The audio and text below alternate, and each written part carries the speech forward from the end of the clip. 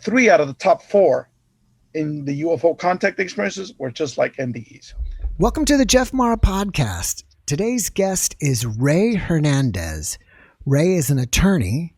He is also a Ph.D. candidate at the University of California at Berkeley, and he is the director of the Consciousness and Contact Research Institute. Many of you, my listeners, are really interested in the topic of near-death experiences. So tonight we will have Ray discuss the connection between NDEs and extraterrestrial experiences. Ray, thank you so much for joining us this evening.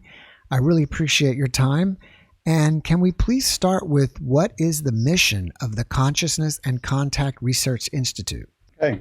The mission of the Consciousness and Contact Research Institute, first of all, the group is made up of primarily retired Ph.D. academics. These are individuals from numerous fields. We have a Ph.D. physicist, two Ph.D. physicists, one from Princeton, another one from Caltech. We have a retired professor from Harvard of astrophysics. We have 2 professors of neuroscience, PhDs in neuroscience, various PhDs in psychology, sociology. We have 2 sociologists, PhD sociologists, and various other fields. We also have 5 medical doctors that are part of our organization. And what we're trying to do is to try to understand what is consciousness, what is the nature of our reality. Our primary focus, our niche of our focus, is all of us have a hypothesis that all of what we're calling the contact modalities, which is all of the different ways that humans are piercing the veil of our 3D reality and having various forms of contact with non-human intelligence, i.e. Near-death experiences, out-of-body experiences, ghosts and spirits, even shamanic journeys. People take ayahuasca or mushrooms, and all of a sudden, a being, or quote unquote, appears right in front of you and starts communicating with you. UAP, which most commonly called UFO contact experiences, that remote viewing, numerous other paranormal experiences, that all of them are not separate and distinct phenomenon, that it's one phenomenon, and it should be studied as one. Now, the reason that all of us have this hypothesis is that all of us have the hypotheses that consciousness is primary, i.e. that the nature of our reality is not what we think it is. It's not just the 3D reality that we're experiencing in our life.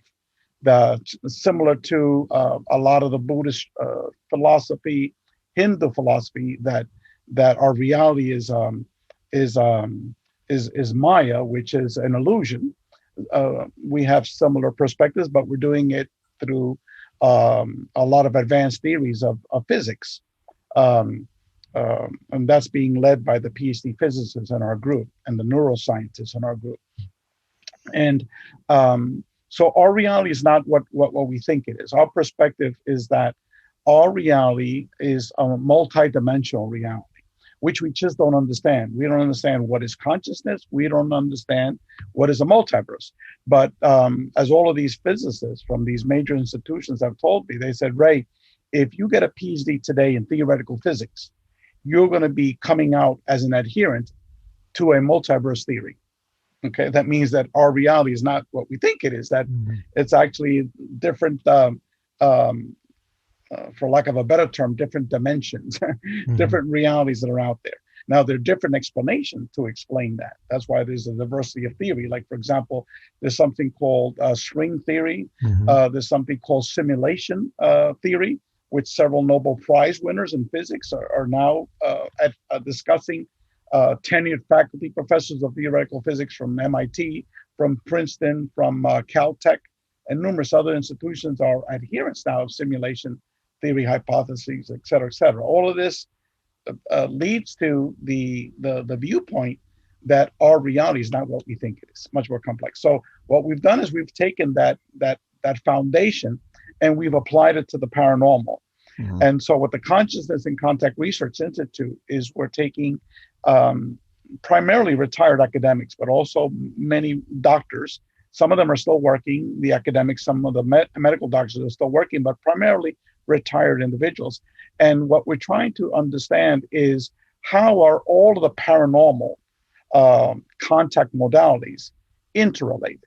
And so that's the work of the Consciousness in Contact Research Institute. And I'll be plugging this numerous times during the show, but we can give you free documents to review. Like I sent you, we have many others documents I could send out. Just send me an email at info@experiencer.org, info@experiencer.org. And now what we're going to be coming out with a new book in March of 2021. And it's going to be a 3-volume series. Each book is going to be over 800 pages. Lot to read.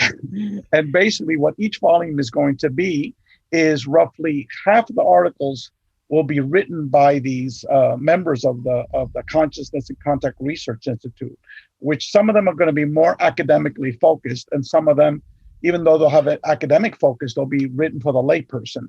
And then the other half will be articles written by experiencers, individuals that are having these experiences of the contact modalities. And what we're trying to select are individuals that are having experiences with more than one type. For example, the first article from an experiencer that's going to lead this off is from a medical doctor, a pediatrician. She's had 2 near-death experiences. She's had several out-of-body experiences. She's seen ghosts and spirits in her hospital after her NDE. And lo and behold, numerous people that have had near-death experiences later on have seen ghosts and spirits. My father was one of them. This other medical doctor, Dr. Lynn Kasten, who used to be the president of the International Association of Near-Death Studies. She also had like 5 NDE experiences and then seen ghosts and spirits. She's also had, quote unquote, UFO type of experiences herself. But a lot of these individuals do not talk publicly about these experiences because of the fear and ridicule associated with it. Sure. She's also has seen numerous UFOs, several of them witnessed with her husband, where these triangle crafts that were like horizon to horizon slowly went over her and her husband, because they live right at the edge of a national forest. And so here's a woman, a pediatrician, that's having all these paranormal experiences. So that's just one individual, but we're going to have a whole bunch of individuals that are having these diverse types of paranormal experiences, to show that they're all interrelated, because these people are having more than one type of experience. And so it's going to be the academic side and the experiencer side. And the book is A Greater Reality. And if you send me an email, I'll send you information about that research project and our book. And we're doing, the COVID held us up a little bit for about a year, but we're going to start resuming hopefully in November again. But we were delayed for since March of our research. We want to be able to undertake a comprehensive academic research study of these experiences. They're going to be in our book and thousands of others, because I'm sure on your radio show, you had mentioned near-death experiences. A lot of people were interested in that many of these individuals that have had NDEs have also had other types of paranormal experiences. Yes. So, but you know, that people they have their little blinders on, you know, their little box. For example, I went maybe 5 years ago to International Association of Near-Death Studies conference. And I talked to the organizers of that, the directors of that. These are mainly people who have had NDEs. And they were like, what the hell does NDE have to do with out-of-body experiences? What does NDEs have to do with UFOs? What the NDEs have to do with, you know, remote viewing? What does it, you know? So they had these little blinders on. Right. And if you talk to the UFO crowd, the UFO research, what the hell does NDE have to do with UFOs? That has nothing to do with it, you know? But later on, I'll talk about the work that we did with the Dr. Edgar Mitchell Free Foundation, and talk a little bit about Dr. Edgar Mitchell, the 6th man to walk on the moon, Apollo 14 astronaut, and the work that he did on consciousness, and with the Institute for Noetic Sciences, which is probably now the most well-known academic research institute on consciousness and the psi phenomenon. So again, studying this academically, scientifically, so I could give the readers that context, that background about that previous work that we were doing. Yes. Do you think that once someone has an NDE, I think you kind of use the word they pierce the veil, and once they've kind of pierced that veil, it makes them more able to have contact with non-human intelligence? Bingo. That's the key. That's the key characteristic of many of these individuals that have had these diverse experiences via the contact modalities. For the lay people that are out there, paranormal experiences. For example, I've got a couple of friends that they were out there in another country taking ayahuasca, and they were meditating, and then boom, everybody, not one person, but everybody saw a UFO that appeared above them, very large. So people, I don't know if you ever heard the term CE5. I prefer the term HICE, human initiated contact experience, which are individuals that organize in groups, and they go out to, let's say, to Mount Shasta, to the desert, rural areas, and as a group, they attempt to communicate, typically associated with UFOs. And in many of these cases, UFOs do appear. And I would say, if you do it for a year straight, once a month, you will have a couple of sightings, UFO sightings. Wow. And we're not talking about a little flicker type of thing. And for people that want to learn more about that, send me an email, and I'll link you up with groups that are doing that, organizing that around the world. It's a very large movement. Now, again, this deals with consciousness. Here you are, you're meditating or praying, whatever mode you use, and you're putting, information out to the universe, and the universe responds. I've personally had 3 of those experiences. The first time I ever tried it, I was just joking around. I was just killing time, waiting for a friend to come by my house. I was outside waiting for him, and boom, this huge UAP appears right on top of my next door neighbor's house, and that was witnessed by my daughter, who was 10 years old, and my friend, who came late, but he came with his wife and their 17-year-old daughter. And there's another attorney who has these monthly sessions in northern Florida. His name is Mike Merbrick, and he has what he calls a CE5 contact group that meets on a monthly basis. So I brought 10 individuals from Miami. We rented a big van, and we went up there. We stayed overnight with them, and it was already 12:30 at night. Everybody was freezing cold. It was February. That night was very chilly. The dew was on the ground. Everybody was like shivering, and the people that were local, they went home. The people that I brought up, they all went to his house to sleep. And so, but I stayed there, and Mike, who's an attorney, he got his a BA from Princeton University. So we're not talking any schmuck down the street here. Right. We're talking about a highly educated individual, and 2 other of his friends were out there, and we saw this huge object that was twice the size of a school bus, color like the moon, all glowing, coming right at us, and then like right in front of us, so we could all see it, turned, so like that we could see what it was. And it was an object that was elongated, but it was like twice the size of a school bus, and it was like 100 meters above us. That you can't say flew, but that traveled, so we could all see it very, very close. So I've had several of these instances, but many people that do this, which is called CE5, commonly called CE5, people can Google it on the internet, and avoid this guy Stephen Greer, because this guy was charging $3,500 to go out and take people out there to the woods, and most of the time they get sandflies.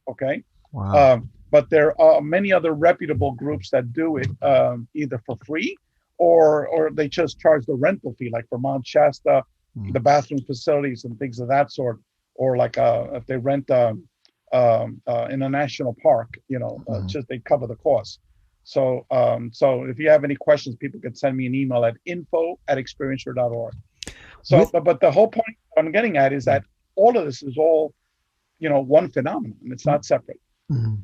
With that phenomena, when you're in these group experiences or when you are on your porch, and I'm assuming that you've had a previous experiences before this, how are you and or the people getting the UFOs to appear? I mean, are you doing something special? Are you praying or meditating to get them to appear?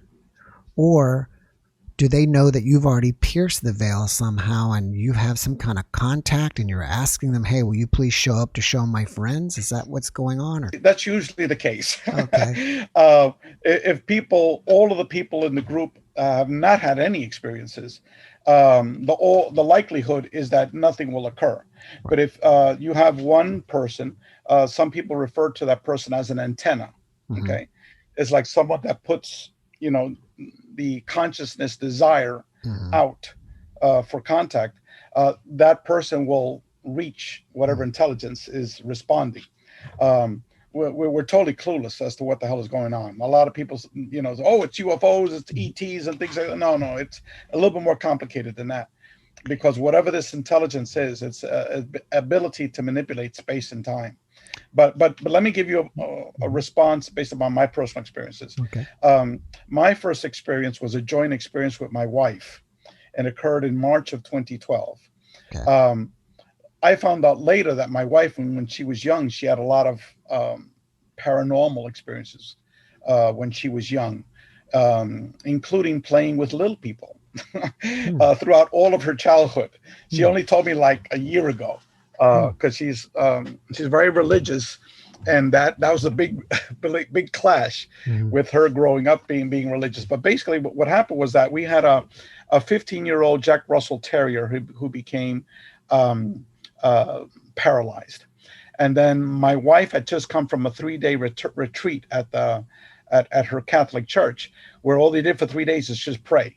Okay, so what did she do? She continued praying all night. Mhm. And I was like, okay, good luck. I'm going to sleep. Mhm. 12 o'clock at night, I'm going to sleep. Right. So the next morning, the only thing that the dog could do was bark. So the dog woke us up by barking, and we both got up. We checked her out, and the dog was still paralyzed.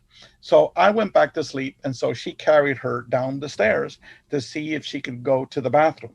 So this was going to be her last day on Earth here Right. as a 3D being, because we already had made arrangements with our vet to euthanize her the next day. And so when she got down the stairs, she saw an object, a physical object, in our living room. And what it looked like was an upside down U that was silverish in color, Hmm. like this. Right. But it was large. It wasn't small. It wasn't an orb or anything like that. It was roughly 2.5 feet wide by 3 feet in height, and it was Okay. like that. And it was phasing in and out of reality, like for like a couple of seconds, it was solid silver. And then all of a sudden, when she was like looking at the windows to see if it was like the light reflection doing some type of an illusion in the living room, she said it didn't like it, that I was questioning it, and it started to phase out of reality. And then when she, pulled back, then it became more solid. And then these two green lasers started like scanning her, and at that point she knelt down and started praying, because she said, "This is my angel," Mhm. that responded, because she was praying to Christ and to the Virgin Mary, Right. for assistance for our dog. And so then the next thing is she started yelling for me, and she was like, "Ray, Ray, Ray, Ray." Now, mind you, I went to Berkeley for a PhD. I went to Cornell for a master's. Mhm. I'm a tax attorney now. So I was a total atheist. Right. Atheist material rationalist. That means science and logic is what guides you. I had no conception at all of spirituality, anything paranormal. Mhm. And so I didn't respond. I said she probably saw a little mouse or something like that in the house, even though, I never seen a mouse in our house. Mhm. So I totally ignored it. Sunday morning is like, let me sleep. And so she then went upstairs and hauled me out of bed physically. And I said, what is it? What is it? I said, you'll see, you'll see. What is it? What is it? You'll see. Okay. I'm gonna have to chase this mouse now. That's what I was thinking in my head. Mhm. So she was going in front of me, going down the stairs. She was like 2 or 3 flights ahead of me, and then all of a sudden she gets to the living room, sort of like maybe 1/3 of the way in, and poof, she disappears with the dog. Okay, Wow. and what I'm going to tell you now is instantaneously. I mean, rapidly. It's like a fraction of a second. All these things took place immediately. What I saw in the corner of the living room, I had like tunnel vision. If you put like this in your eye, you Mhm. don't see anything on the periphery. You Mhm. just see, what you're looking at, the tunnel. Okay. So there was nothing around it. I couldn't see. Okay. It was all blocked. And then, which is like forcing me to see that specific thing. And what I saw is what I now call an energy being. And let me Mhm. describe it to you. It was roughly 2.5 feet wide by about maybe a foot in height, and it was like hovering or floating 4 feet off the ground, and it was multiple colors, like plasma energy waving like a desert mirage, like that, Mhm. and translucent. Right. So I could see the black wall, the wall of our living room behind it. Mhm. And then whatever this intelligence was, it totally usurped my thinking, my consciousness. Okay. Now here I am, a man with all this logic and all this, rationality. I didn't care that my wife disappeared, the dog disappeared. I Mhm. looked at it and I squinted at it, and I said, I won't say the curse that I said, but Mhm. basically I said, BS. Mhm. This is what you woke me up for this, Mhm. this junk. Uh, I'm going back to sleep. So then I turned around, walked back up the stairs, went to my bed, put my hands on my chest like this, and I looked straight up, and I was knocked out. Okay. Mhm. Um, Almost an hour later, like 50 minutes later, when I woke up, I was now fully conscious now. And I was like, what the, what, the 4-letter word. Mhm. And I ran down the stairs, and then poof, my wife, like reappears. She looks down on the ground, and she sees our dog running around the entire living room, and she busts out with her hands in the air, hallelujah, hallelujah, the Mhm. angels cured her, the angels cured her. And Yeah. in my head was like an atom bomb exploded, in my mind. It was like, what the. Mhm. um I won't cuss in front of your audiences, Yeah. but that was what you're thinking in your head. Right. And so and then it took me like a couple of seconds to compose myself. Uh-huh. And then I asked her, I said, where were you? Where were you? You were gone. Look at the time. It's 7 o'clock now. We woke up at 6. Where were you? She goes, I wasn't anywhere. Later on, 6 months later, we learned of this concept called missing time. And Hmm. it's a very common experience that a lot of UFO contact experiencers have. They have very large gaps of missing time. The medical doctor has had numerous of those experiences and numerous other UFO contactees. Hmm. So that's called missing time. Um, um, and um, so my wife was gone, who knows where. She doesn't remember at all. To her, it was like she went down the stairs, she looked down, the dog was running around, she started celebrating. Hmm. Okay. That's what I saw. And that's what she experienced. But there was an hour gap there. Okay. So then at that point, I thought it was paranormal related. And so I was on the internet, paranormal this, paranormal that, trying to, what the hell was this that happened to us, Mhm. and I couldn't find anything to closely resemble what had happened to us. It wasn't UFO related, wasn't near-death experiences, wasn't out-of-body experience. It wasn't what you normally would refer to as an ET. What the hell was that? Mm-hmm. And then it was about 2.5 months later that our dog, now fully healed, she was running around like a teenager. Okay, mind you, she was 15 years old, and before that miraculous medical healing, she was quite ill. She couldn't run. She couldn't jump. She had severe arthritis. She was taking Viagra for her heart, diuretics to flush out the SX liquids in her body, like an old person. And now she was like walking and running around like a teenager, jumping and fully healthy. And so the dog woke her up. This is about 2.5 months later at 3:30 in the morning. And so my wife then, okay, maybe she wants to go to the bathroom. I'll open the door, right? So my wife was opening the back door and the dog was jumping in the front door. And she never did that unless we had a chain and she knew we're going for a walk or we're going in the car. And so anyway, my wife opened the front door and she goes like 3 steps down. We live in a cul-de-sac, very large, lots. And then all of a sudden she hears a noise. She said it was like a 747 jet was right above her. And I said, well, how long did that last? And she said it was about a minute and a half. And how loud was it? She says, it was loud enough that everyone should have turned on their lights in the whole neighborhood. That's how loud it was. And what happened then? All of a sudden it stopped. I looked up and there was a Goodyear blimp, like not literally on top of her, but at an angle that she could see. And then she goes, but that's not how she described it to me. The way she started that morning was that, oh, my angels came and visited me.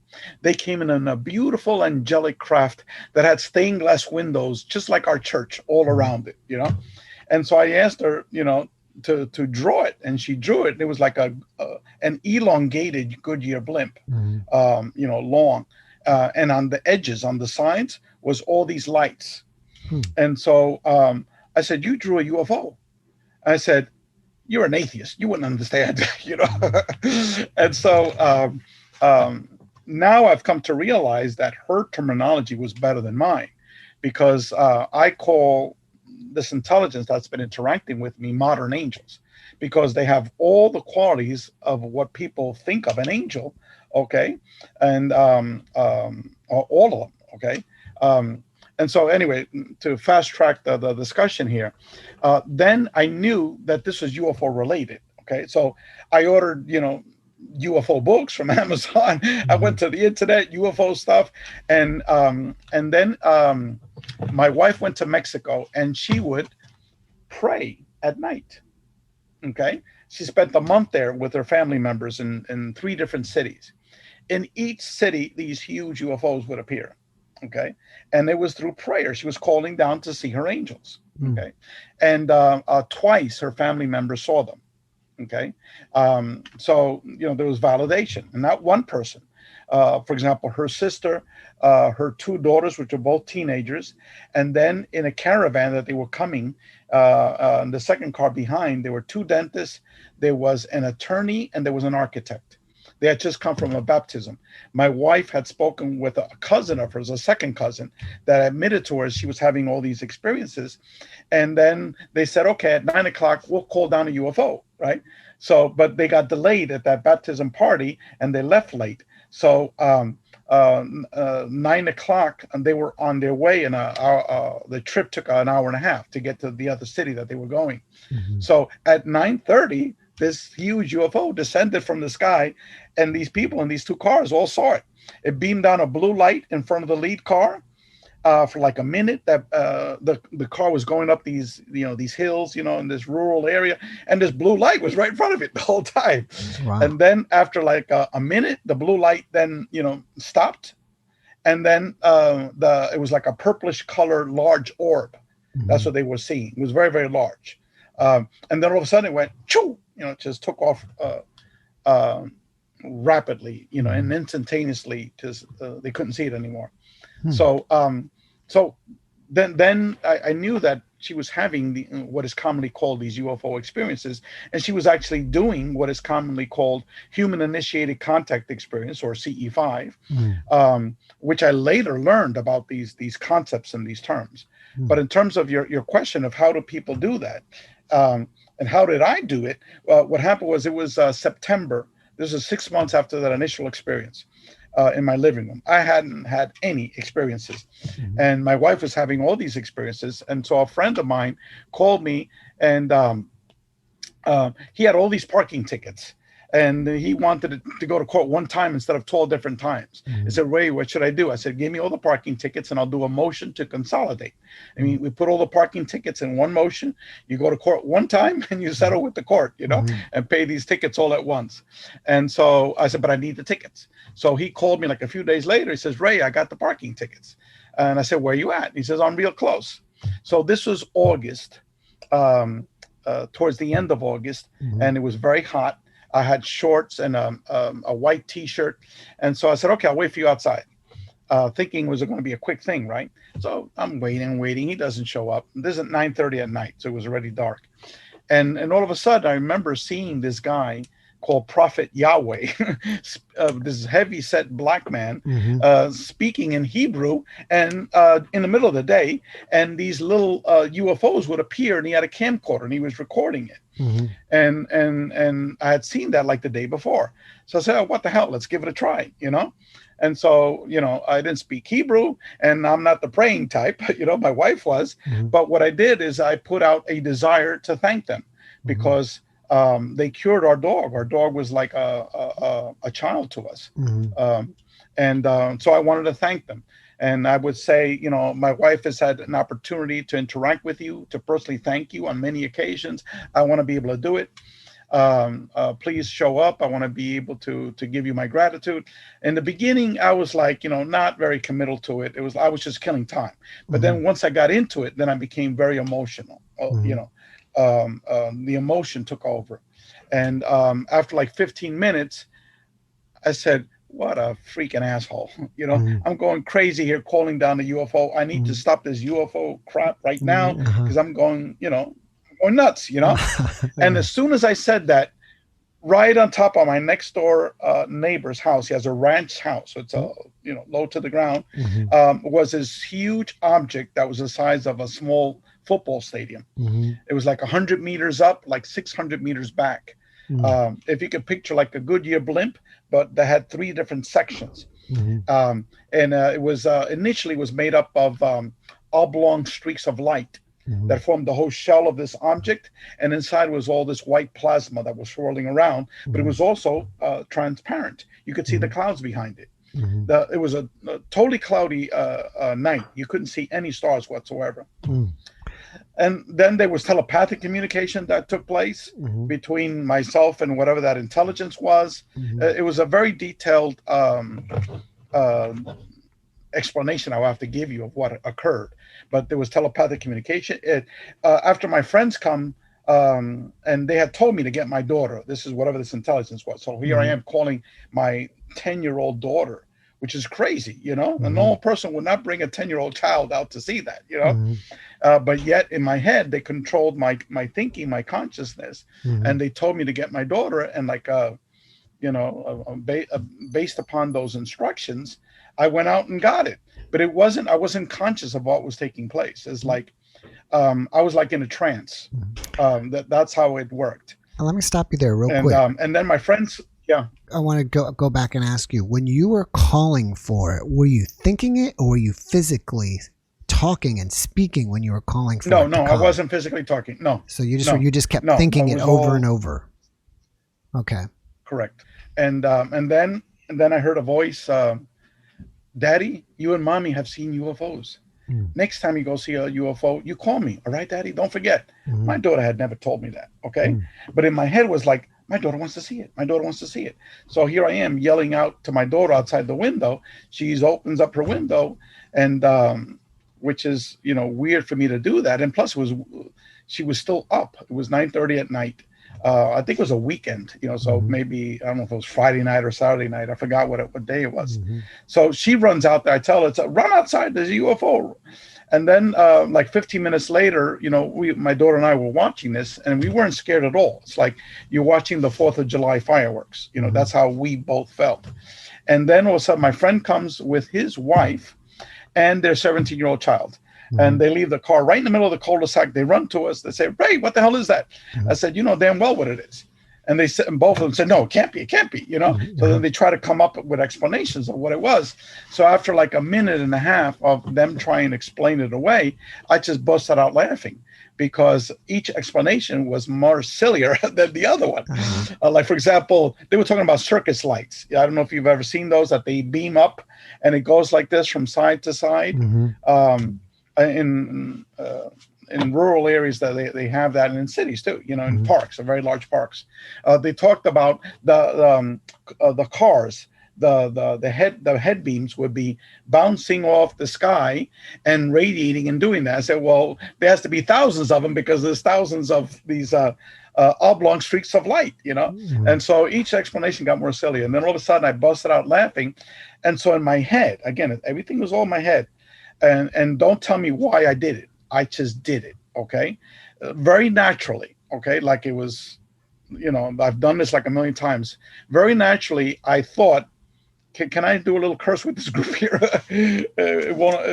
I said, you better come up with some better shit than this, because my friends don't believe you. Yeah. Okay. Instantaneously, once I thought that, okay, what we were watching totally was eliminated from the sky, and what replaced it were hundreds of stars that were like 10 times the size of Venus. So they weren't stars. It was like, very, very large objects. And they were all blinking on and off, like on and off like this. Hundreds of them in the sky, on and off. Just the closest comparison I could give is like people at night, they have these bikes with these flashing lights that go like this. I don't know if you've ever seen those. Maybe. Okay. Well, that's the best explanation that I can give it. These flashing lights behind bikes at night that are on and off like that. And then certain of these objects would then get very big, like the size of the moon, and then shrink down. And it would be doing it in different sections. And then everybody stopped trying to explain it away. They knew that this was not natural. And then all of a sudden, after that, within like 5 minutes of watching that, my friends, "Ray, we got to go. We got things to do. We have businesses to run." I said, "Oh, don't worry about it. I know you're busy." It's like, that's not logical. You're watching a once in a lifetime experience. These people come here, they watch it for 5 minutes. All of a sudden they got to leave, What I now suspect was that they came so I would have some witnesses to this, that this wasn't Ray and his daughter going crazy, Right. there's witnesses that watched this too. Right. And then my daughter and I stayed another 15 minutes watching this. Altogether was, I would say it's close to 50 minutes, an hour. We were watching this, the total time frame, when I first called it. Okay. And then all of a sudden I felt like I was being attacked by mosquitoes, hundreds of mosquitoes. So I was slapping my legs, slapping my arms. And so I grabbed my daughter and I said, "Come on, let's get out of here. These mosquitoes are killing me. I can't take anymore." So we go inside the house, and I'm holding her hand the whole time. We go inside, and the door was wide open. Okay.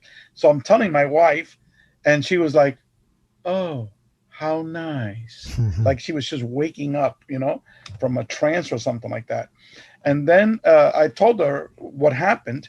And then I told her we had to go inside because these mosquitoes were just eating me up. Yeah. And then all of a sudden my daughter goes to me, "Daddy, there were no mosquitoes outside." And it's like the hypnotist snapped their finger, and I woke up out of the trance. And all of a sudden I was fully conscious. And I was like, holy cow, what the hell just happened? And I ran downstairs. I grabbed my video camera, my professional camera. I ran outside. Nothing. It was God. Okay. Now all of us had cell phones. Okay. Because the common question is, if there's so many people seeing UFOs out there, how come we don't have any good pictures? Okay. Right. Now the pictures that are the people that do a lot of these CE5 experiences, the vast majority of them, and the people that do see UFOs, they see it at a distance. Okay. You never see a picture of a UFO up close. Now I'll tell you the reason why. They don't let you. Okay, if they're able to read, but people don't understand, we're dealing with an intelligence that's able to go like a computer. Okay, you know, if a computer uploads and downloads. Okay, whatever this intelligence is ever to go into your consciousness, upload all your thoughts, all your memories, languages, the whole. It's like a computer database of what's in your mind and your history, your whole life. Okay, they're able to upload that and then download information to you. Okay, and what a lot of the members of our group hypothesize is that what we're seeing are holographic projections. Okay, that what we're seeing really doesn't exist. That these are holographic projections from, you know, this non-human intelligence, multidimensional non-human intelligence that we're interacting with. Right. And as a matter of fact, there's an article by a chapter in our book by one of our medical doctors, Dr. Joseph Burks, and he's a retired emergency room physician. And he's been doing what is commonly called CE5 since the early 90s. Okay. And he's had a whole boatload of paranormal experiences, of calling down UFOs, and he's documenting that in that chapter. Now, this man is a retired emergency room physician. He worked at one time in Kaiser Permanente in Los Angeles. You know, he was like, I don't know if he the head of emergency medicine. I mean, you know, highly respected man. And but he's coming out of the closet to discuss all these things. And so he has a hypothesis that these are holographic projections.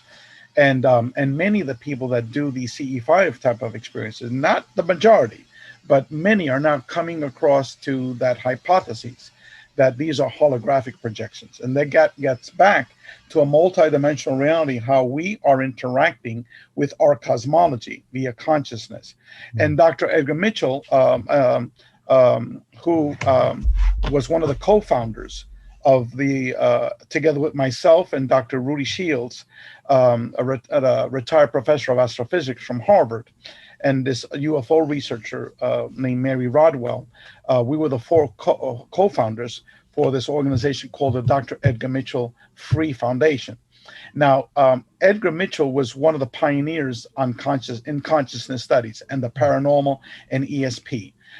He was the sixth man to walk on the moon, Apollo 14 astronaut. He received a Ph.D. from MIT.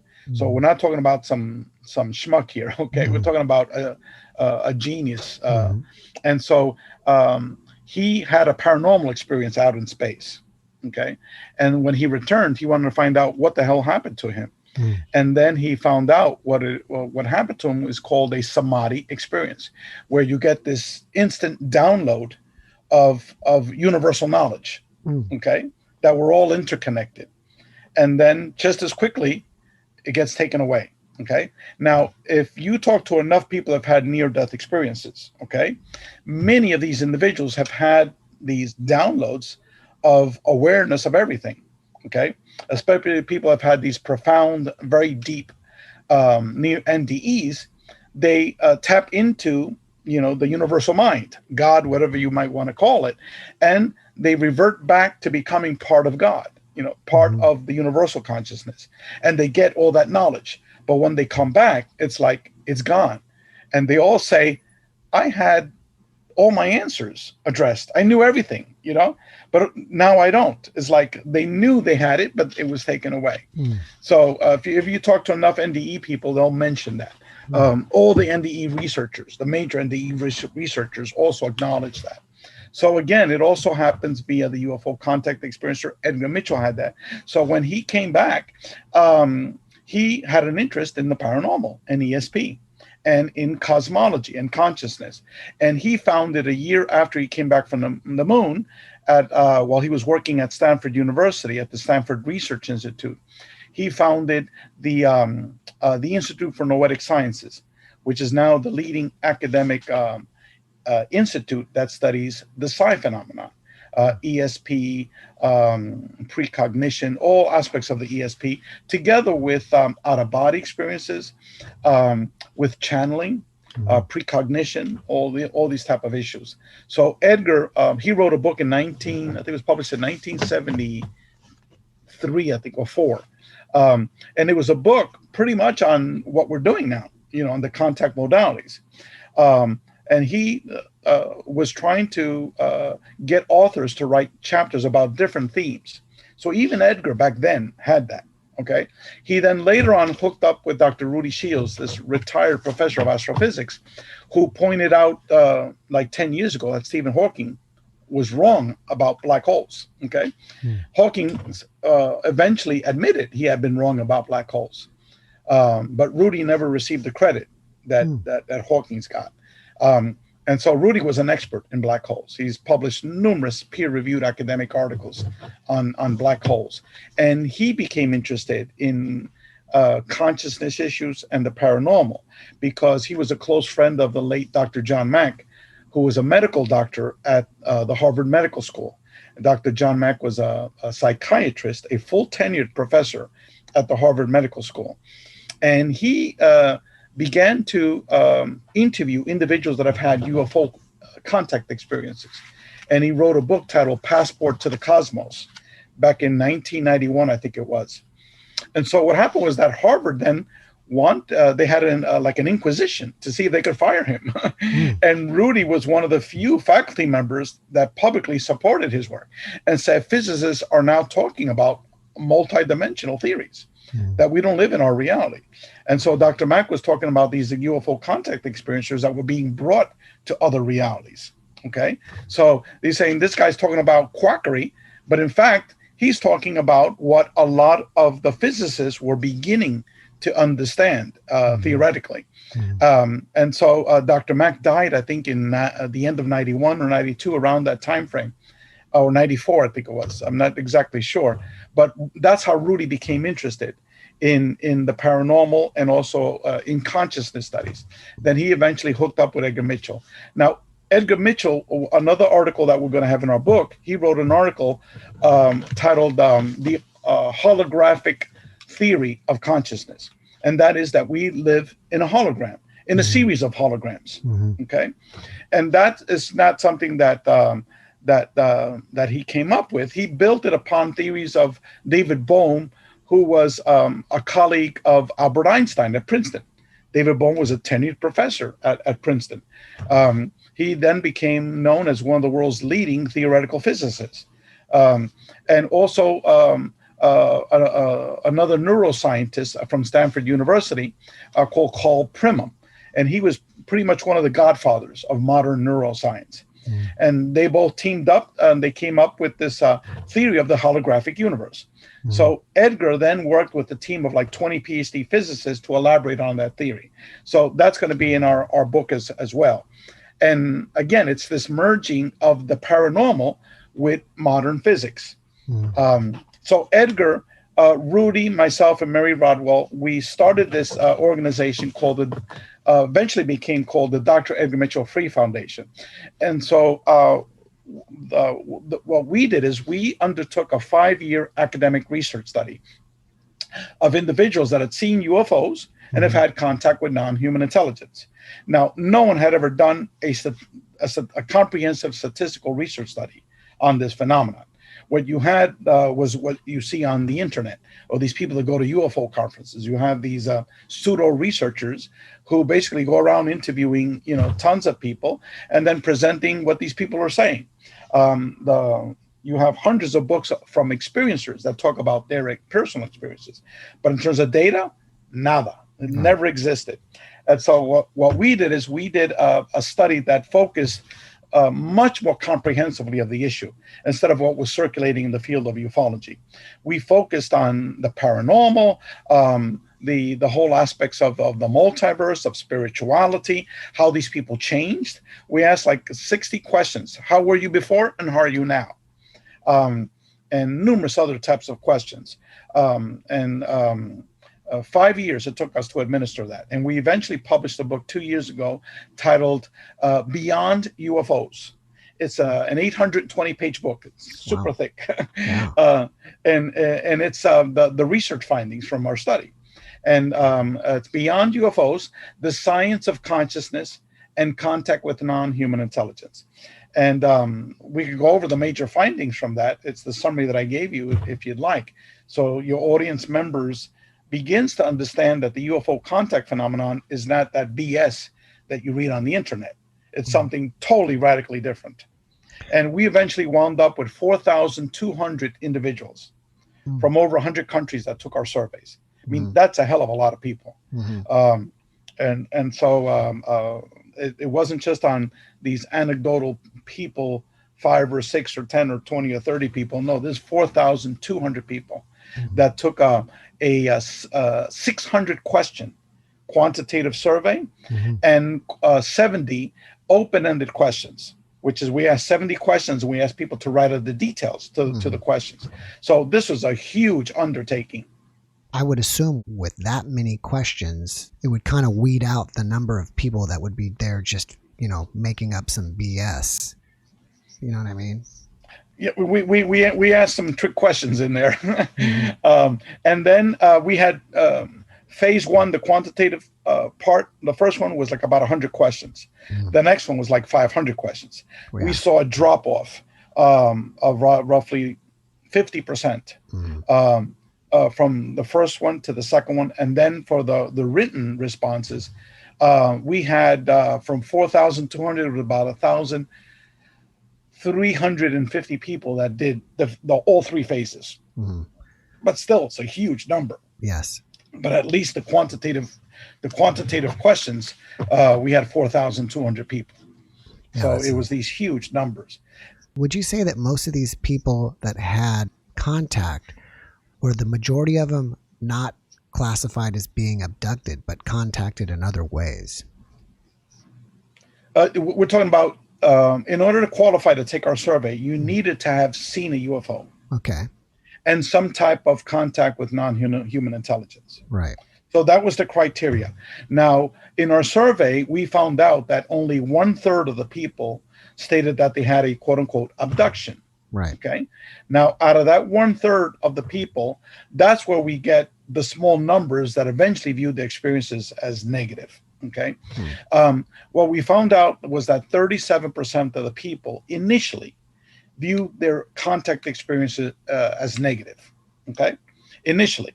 Okay. But yet we asked them to say, okay, now that you're taking our survey, how would you rate the experience? Was it highly negative, slightly negative, neutral, slightly positive, or highly positive? Okay.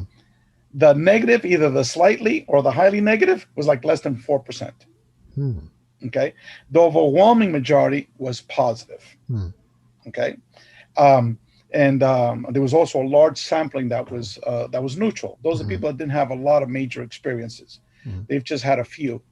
But the people that have had a lot of experiences over the years, overwhelming, that number is highly positive. Okay. So that's one of the questions that we wanted to address in our survey. Were these experiences, positive, negative, or neutral? So we asked that question in more than 20 different ways. Okay. We also asked that question about different beings. Okay. And what we found out was that the vast majority of the type of beings that people were seeing were energy beings. It wasn't a short gray. It wasn't these reptilians and all this crap that's circulating on the internet. The vast majority were these energy beings. And most people described it similar to a near-death experience. When they have these interactions with, quote unquote, God, that people said, I was introduced to my family members. And after my family members and I communicated, and they appeared physically like a ghost or a spirit, but they were human looking. Vast majority of the cases were young, the people that they saw, the family members. But then many of the people were then had communication with a being that they called God. Okay. The vast majority of these cases where it was not a human being with a robe, or a tunic or something like that. It was this energy being, was this glowing, radiant energy. That's what a lot of the people saw in these UFO contact experiences. And so that was number one. Do you think that a lot of people in NDEs mistake an energy being? Maybe we're pretty low on the intelligence scale, And so we could misinterpret just some powerful energy being as God because it seems magical to us, and so they're so far beyond that. But so do you think that they're seeing the actual source of life, God, or however you want to experience that, or just a super powerful energy being? At this point, the way not only myself but all the members of our organization, we're talking about highly respected academics and people have been studying this field for numerous times. All of them say, we don't know squat. We don't know a damn worth about what really is going on. We don't know what consciousness is, what's the nature of our reality, our cosmology. We can speculate. Right. And I have my own speculations. But what we're trying to do is, at least with the UFO contact experience, our first study was to be able to document it. So at least all the BS that's circulating on the internet, so we can clarify that. For example, we found out that the number 2 type of being was the human-looking being.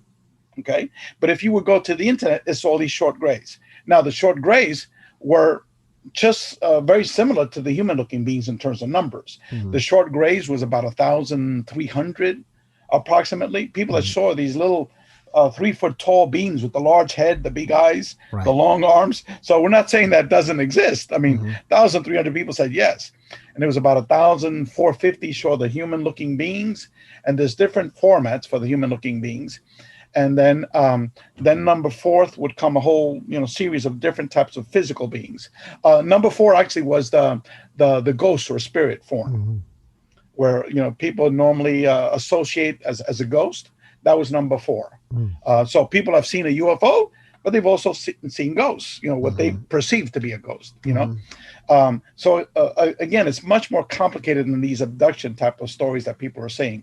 So and then we asked for these different types of beings, was their experience, highly negative, slightly negative, neutral, slightly positive, highly positive, right? For each of these different beings, we had 12 categories. And for the grays, for example, you go to the internet, you associate with the UFO contact as only an abduction. And then it's these grays that are doing it to you. And that all of these experiences are all horrible and negative. Well, the survey of almost, as I said, 1,350 people, their experiences with the small grays, 60% said it was neutral. Negative was only 10.5%. Okay? This is not what the ufology field thinks it is. Right. Because it's all this misinformation that's been circulating because no one's ever done the study before, Right. So we ask questions. If you could stop your contact experiences, would you stop them? Okay. 86% said no. Keep it coming, baby. Keep it coming. So if this is so horrible, why do these people saying no? Let it continue. Okay.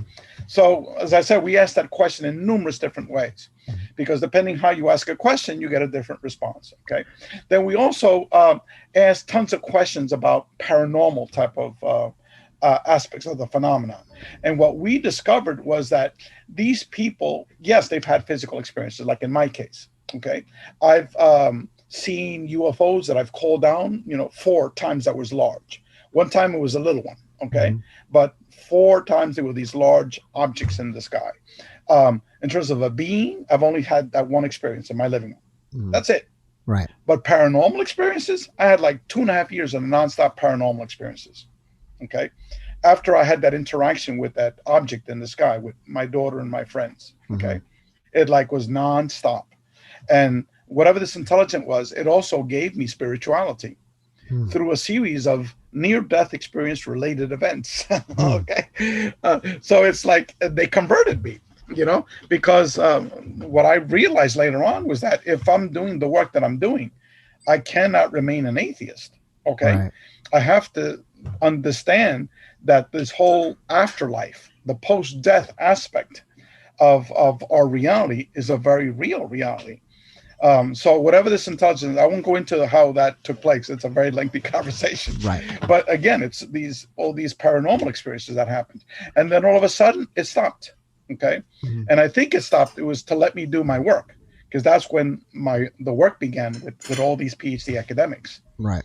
So, yeah.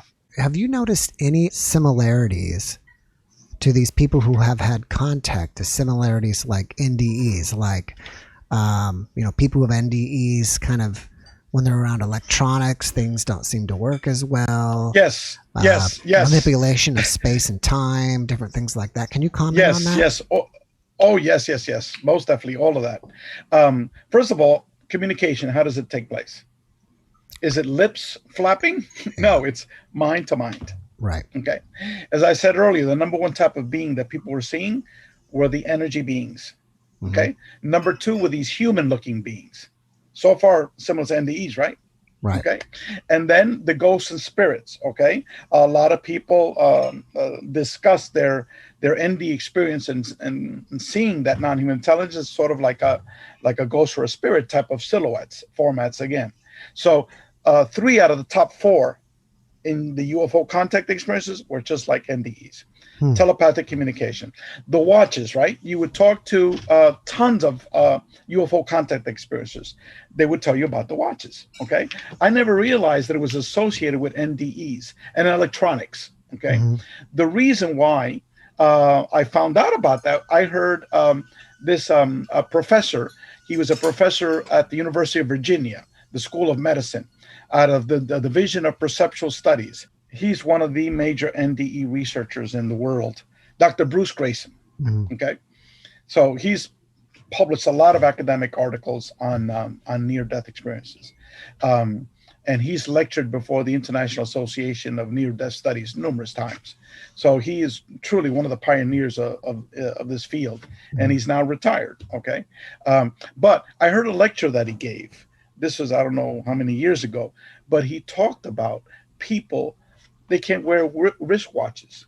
Their computers malfunction all the time. Mm. Okay, they undergo a street light, and all of a sudden the light, flickers on and off. Okay, but more than anything, the watches, and the computers. Mm-hmm. And I'm like, holy cow, that's the same thing with UFO contact experiencers. Mm-hmm. Okay, and I'll give you an example. I have a very close friend of mine. He's in his early 70s. He's a retired DEA federal agent, Drug Enforcement Administration. He's one of the people that brought down Manuel Noriega, okay, from Panama, mm-hmm. because they caught him peddling, tons of coke, in his own private planes, and the dictator of Haiti, Duvalier, back in the late 70s and early 80s, I think it was. So that's at the level that this man was at, okay? And but yet he's one of the world's major contact experiencers. He's had everything in the book. You name it, he's had it, okay? Wow. And his wife is a Ph.D. Psychologist, but yet nobody knows about them because they're all quiet. But they're very close friends of mine, Mm-hmm. When I lived in Miami, we used to go out every 2 weeks, for lunch. And one time we went to a conference, and he had this very nice watch, that someone gave him as a gift. His daughter, I forgot what it was, mm-hmm. and he had just had the batteries replaced. Okay, and then all of a sudden it just stopped working, and he was all upset. These batteries, I just put them in and they stopped working. And then that night there was these flashes of lights inside the room. Okay, mm-hmm. So he knew some weird stuff was going on, right? And then after it all finished. And eventually, he picks up his watch because it was already he had been up, like an hour with these flashing lights. He and I, okay. He picks up his watch, and it's working again. Okay, mm-hmm. So that's just an illustration of how the UFO contact experiencers are having similar experiences. Also, there's a manipulation of space-time with both events. Mm-hmm. What we discovered in our surveys, one of the major findings is that these events involve a manipulation of space-time. Okay, 50% of the people that took our survey, 50% were brought to what we called a matrix reality. I don't know if you've ever seen Jodie Foster's movie, mm-hmm. Contact. Yes. Okay, some of your audience members might have seen that, where mm-hmm. she was brought to another reality, and then she interacted with her deceased father. It's very similar to a near-death experience, okay, right. In this other reality. And it appeared like a hologram. Okay, well, 50% of the people had very similar experiences, okay? So we know that the UFO contact experience, maybe not while you're watching the damn UFO, okay? But within your life. It's like after you pierce that veil, then these paranormal experiences occur. Okay, and so that's a major research finding that we had. 50% had a medical healing. Okay, how many people have had NDEs have had a medical healing? Okay, you go to these lectures. Damian Brinkley, Anita Morgani. I could go on and on and on. All these very well-known people that lecture on near-death experiences, they've had medical healings. Anita Morgani had her whole body, cancer had, what's the term, metastasized, had spread throughout her whole body. And she was had an NDE, and God, the universal mind, this energy being communicated with her, tell the doctors you don't need all this chemotherapy, because you're cured, you're totally healed. So after she came out of her coma, everyone was surprised that she was still alive. And so I don't know if you've heard of Anita Morgani's story. No, I haven't. Very, very well-known near-death experience. One of the major ones that are one of the most well-known stories that are out there. She's had several books that she's written. And so anyway, so then when she wakes up from her coma, people were surprised that she was still alive. And she tells the doctor, no more chemotherapy. And the doctor said, we're not going to give you chemotherapy anyway, because, told the other family members that you don't have much time to live, so don't worry about the chemotherapy, but because they already had diagnosed that her whole body was metastasized. Well, what happened was, like, over a few days, all of a sudden they discovered she had no cancer. Okay. Well, in our UFO contact surveys, 50% of the people had a medical healing. Wow. Just like our dog. Remember I told you about the healing of our dog? 50% of the people. Okay. Including 3 of the members of the Dr. Edgar Mitchell Research Committee that were doing that research study. That's wow. Okay. But people don't talk about these things. Yeah. Because if you openly talk about these things, they'll think, you're unstable, Right. especially if you're not retired, if you're still working, Yeah. So it's a very common phenomenon, also in the NDE field. So there are numerous parallels. I could go on and on with these similar examples, but that's what we're studying, our group. What are the parallels? How are they interrelated? Dr. Jeffrey Long, who is a medical doctor and oncologist in Houma, Louisiana. As I said before we became live, he's been collecting statistics via several surveys on his website, and he has over 14,000 near-death experiencers that took that survey. Wow. Okay, and it's quite extensive. Also, he's done a survey on out-of-body experiences. Again, associating OBEs as well with the NDE phenomenon. And it was, if I recall, it was more than 4,000 people that took that OBE survey. And we have 2 Ph.D. statisticians in our organization. One is a professor of information sciences. All he does is just pure number crunching, that sort of thing. And so we're now analyzing his 2 data sets on NDEs and OBEs, and our free data set on UFO contact experiencers. So, I mean, we're doing it at a very highly sophisticated level, this work. But Dr. Jeffrey Long is the co-research director of our organization, the Consciousness and Contact Research Institute. And he also believes that consciousness is primary. Okay. Dr. Raymond Moody, the pioneer of modern near-death experience research, also consciousness is primary. Okay. Many of the top researchers in the field, Kenneth Ring, Dr. Kenneth Ring, a retired professor of psychology out of the University of Connecticut, who I speak with, I wouldn't say frequently, but every 6 months or so we communicate and exchange ideas and thoughts and things of that sort. And we had borrowed some of the questions from his book, 1992 book titled The Omega Project. And it was a book where he compared near-death experiencers with UFO contact experiencers. So he knows of that connection because he wrote about that in 1992. Okay. So, but yet if you talk to Dr. Lynn Kasten, for example. She was the president of the International Association of Near-Death Studies. Okay, I don't think she served her full term of a whole year as the president of that organization. She left. Why? Because most of those people that were involved with the International Association of Near-Death Studies, they had these blinker lights on, these blinkers on that these horses have in Central Park. Yeah. They can only see straight ahead. They can't see to the side. Right. And to them, it's just UFOs. It's just UFOs. Right. Same thing. Excuse me. NDEs. The Right, UFO right. people, the same thing. Yeah. And so in our first book, Beyond UFOs, we had several chapters that talked about that we need to focus towards the greater paradigm instead of being pigeonholed in these little boxes. And we'll continue that with the new book, the 3 volumes in our series.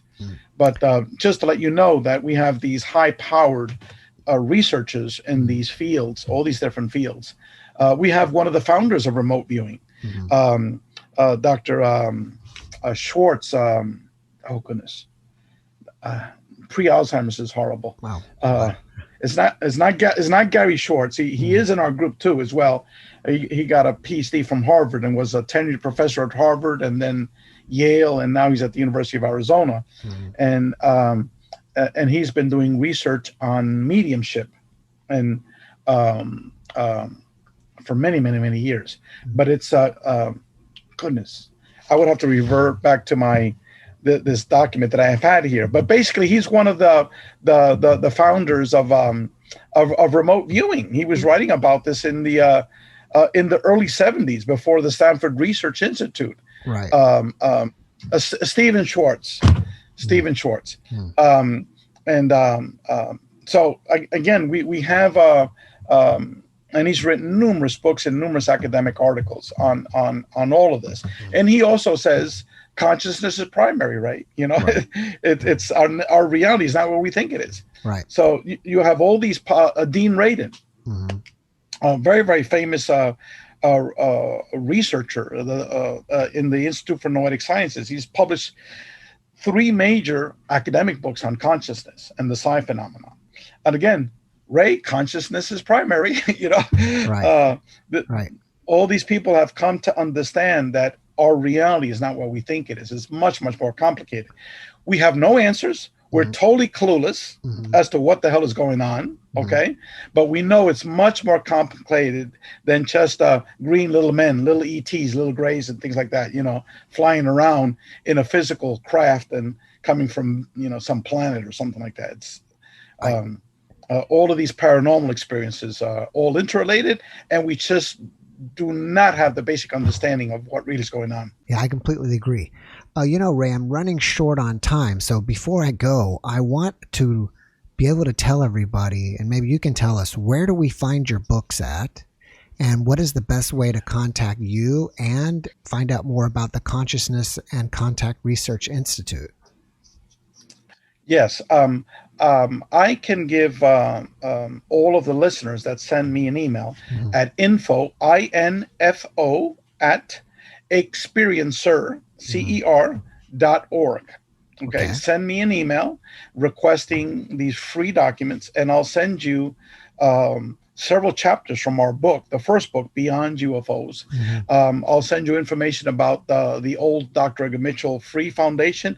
I'll send you chapter 1, which has lots of our data. It's more than 100 pages of pure data from that research study. I'll send you a chapter on the medical healings, and we have 12 case studies, and that was written by our medical doctor, Dr. Joseph Burks, and also Preston Dennett, who's written more than 20 books on the UFO theme. And the summary of our research study, which I sent you, and information about the Consciousness and Contact Research Institute, and our new book. Our new book is titled A Greater Reality, the New Paradigm of the Paranormal and the Contact Modalities. And so you can get to see our front cover, and then later on, once our book is released, we can then send to your email several chapters, so you could take a sample look at it. And again, our mission here is to try to educate humanity of the science behind the paranormal.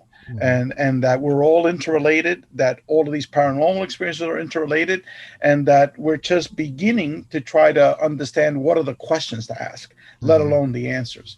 But this is not to be taken as a joke. There's literally, hundreds, if not millions of people around the world that are having these experiences. And I'm sure, let me put a message out to the audience members, okay? Ask all of your friends, ask all of your family members, okay? Do they know of anyone that has seen a ghost? Anyone that has had an out-of-body experience? Anyone that's had precognition, okay? Seen a UFO, okay? And even a near-death experience. The near-death experience, I would say, is the smallest group of it, because you have to have been close to death, right. Or have an experience that frightened you into, the NDE. But I bet you'll find somebody. Yeah, I saw what I considered to be a ghost. Yes, I might have seen a UFO, this object that just hovered and just took off, super fast in the sky. Yes, I know people that have had an out-of-body experience. Like, for example, when I started asking people, these questions, we found out that one of the deacons at my wife's church is having repeated out-of-body experiences. Okay, one of my closest friends was having out-of-body experiences. I didn't know because I never told anybody. They were just quiet. The man who led the prayer ministry, there was a period before these experiences began where I had to go to church every Sunday. I had to go every Thursday to group prayer meetings, like in a Pentecostal church. Hallelujah, hallelujah. If not, there was no supper for the entire week, And so the man who headed that had a near-death experience. And he told selected members from the men's group of his experience. He went to the Monsignor. The Monsignor said, shh, don't tell anybody. The Catholic Church doesn't believe in that stuff. Don't talk about it anymore. Wow. So here's a man who had an experience with, quote unquote, God, saw deceased relatives, which is like the best testimony, of the afterlife and the existence of God. But yet, the head of the church told him, keep quiet, The church doesn't believe in that stuff. So there was a total of 9 people altogether in the church that had NDEs, okay? Because I would always be talking about it to everybody. And little by little, people that have seen UFOs, people have had out-of-body experiences, people have seen ghosts and spirits. It's like, and then I eventually realized there was a certain point like, holy shit, it's like, half the people I talk to have had something or know somebody that has had something. So that's the test that I want to put out to your audience members, Make it a goal of asking all of the friends, all of your family members, and doing it in a tasteful way. So it's not a joke, that you're very serious. And lo and behold, hopefully someone will come out of the closet. But the vast majority of people will just stay quiet. They won't admit it out of fear and ridicule. Wow. That was amazing. So again, info at experiencer.org. All right. And I'm going to put that down in the description of the YouTube video. Some people, you're going to be listening to this. I hope you got that. And also, if you still missed it, you can go to my YouTube video on our YouTube channel, JeffMara Podcast, and I'll put that in the description so you can find that again. Ray, thank you so much for your time tonight. I really, really appreciated it. I mean, it was a great podcast, very, very interesting. I wish you massive success with your next book. If you do more research, I look forward to hearing more of what the results are. Correct. Thank you, Jeff, for the invitation. And again, it's not my research. It's a very large group that's doing this, and it's not my book. We have 3 other co-editors. All of them are retired academic professors. One of them, as I mentioned before, Rudy Shields, this retired professor of astrophysics from Harvard. Another one is Dr. John Klimo, who's a retired professor of psychology. And he is one of the few academics that primarily focused on the paranormal. Okay. You don't find that in academia. So that was his main focus, primarily to investigate the paranormal. He's written 3 books on various aspects of the paranormal. One of them is the afterlife. He wrote a book about that. And then also Dr. Michael Grosso. Michael Grosso got a Ph.D. in philosophy from Columbia University. So we're talking, heavyweights here. And he was a professor for over 40 years. And he's was affiliated for the last 10 years or so with the University of Virginia, the Division of Perceptual Studies. He's written several chapters for their two monstrous books. So, I mean, we're talking about very serious, credible academics here. Those are the other three co-editors of the book. So it's a collaborative project. Our next book, which is titled A Greater Reality.